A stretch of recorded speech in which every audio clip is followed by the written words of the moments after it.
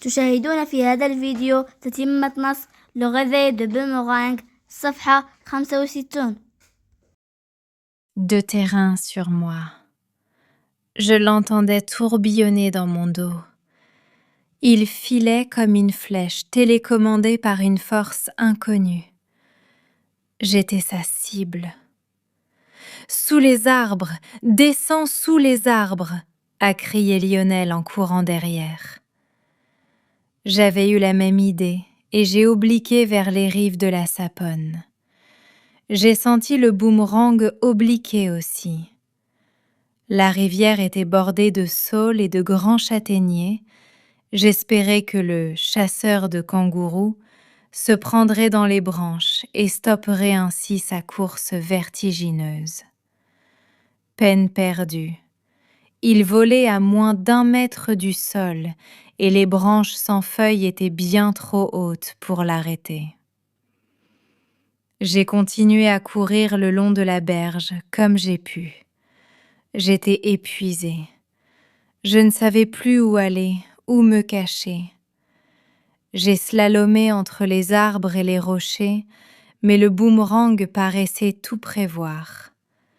J'étais son aimant, et lui, une abominable scie circulaire lancée à ma poursuite. La sueur, les larmes, le manque de souffle, la peur. J'avais l'impression que mon cœur allait exploser. À moins que... De toute façon, il n'y avait plus que cela à faire. J'ai plongé tête première dans les eaux peu profondes et glacées de la Saponne. Le boomerang a cisaillé l'air au-dessus de mon crâne avant de s'enfoncer dans l'eau à son tour. Hubert Ben-Kemoun, Le réveil du boomerang, copyright édition Nathan Jeunesse, 2003. De terrain sur moi. Je l'entendais tourbillonner dans mon dos. Il filait comme une flèche télécommandée par une force inconnue. J'étais sa cible. Sous les arbres, descends sous les arbres, a crié Lionel en courant derrière. J'avais eu la même idée et j'ai obliqué vers les rives de la Saponne. J'ai senti le boomerang obliquer aussi. La rivière était bordée de saules et de grands châtaigniers. J'espérais que le chasseur de kangourous se prendrait dans les branches et stopperait ainsi sa course vertigineuse. Peine perdue. Il volait à moins d'1 mètre du sol et les branches sans feuilles étaient bien trop hautes pour l'arrêter. J'ai continué à courir le long de la berge comme j'ai pu. J'étais épuisée. Je ne savais plus où aller, où me cacher. J'ai slalomé entre les arbres et les rochers, mais le boomerang paraissait tout prévoir. J'étais son aimant, et lui, une abominable scie circulaire lancée à ma poursuite.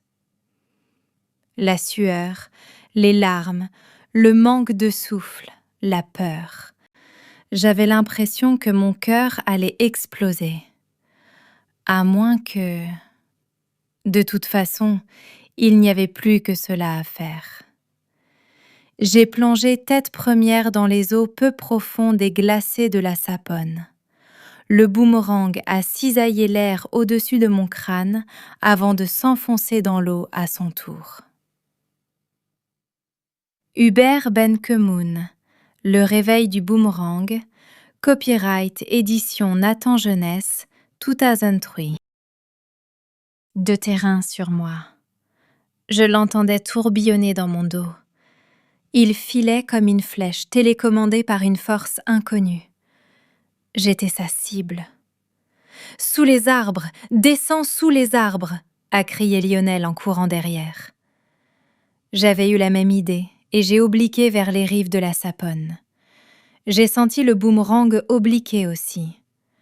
La rivière était bordée de saules et de grands châtaigniers. J'espérais que le chasseur de kangourous se prendrait dans les branches et stopperait ainsi sa course vertigineuse. Peine perdue. Il volait à moins d'1 mètre du sol et les branches sans feuilles étaient bien trop hautes pour l'arrêter. J'ai continué à courir le long de la berge comme j'ai pu. J'étais épuisée. Je ne savais plus où aller, où me cacher. J'ai slalomé entre les arbres et les rochers, mais le boomerang paraissait tout prévoir. J'étais son aimant, et lui, une abominable scie circulaire lancée à ma poursuite. La sueur, les larmes, le manque de souffle, la peur. J'avais l'impression que mon cœur allait exploser. À moins que... De toute façon, il n'y avait plus que cela à faire. J'ai plongé tête première dans les eaux peu profondes et glacées de la Sapone. Le boomerang a cisaillé l'air au-dessus de mon crâne avant de s'enfoncer dans l'eau à son tour. Hubert Ben-Kemoun, Le réveil du boomerang, copyright édition Nathan Jeunesse, 2003. والآن ترجمة النص إلى اللغة العربية. الأرض من حولي. كنت أسمع صفيره وهو يدور خلف ظهري. كان ينطلق كالسهم الموجه بقوة مجهولة. لقد كنت أنا هدفه. تحت الأشجار! انزل تحت الأشجار!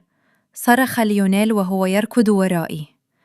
كانت لدي الفكرة ذاتها، فانحرفت باتجاه ضفاف نهر سابون. شعرت بالبومرينج ينحرف هو الآخر.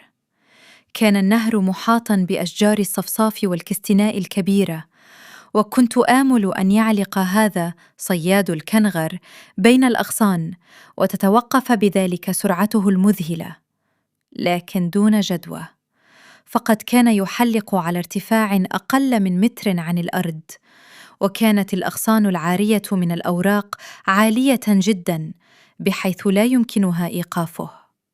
واصلت الركض على طول الضفة بكل ما أوتيت من قوة. كنت منهكاً.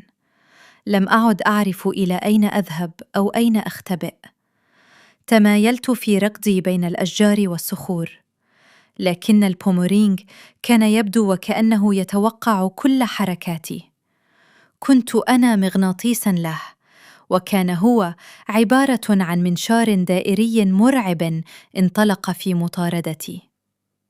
العرق والدموع وضيق التنفس والخوف. شعرت وكأن قلبي سينفجر. على أي حال لم يعد هناك خيار آخر. غصت برأسي أولاً في مياه نهر سابون الضحلة والمتجمدة. شق البومرينج الهواء فوق جمجمتي مباشرة قبل أن يغوص هو الآخر في الماء بدوره. هوبير بن-كيمون، استيقاظ البومرينج، منشورات ناثان للشباب،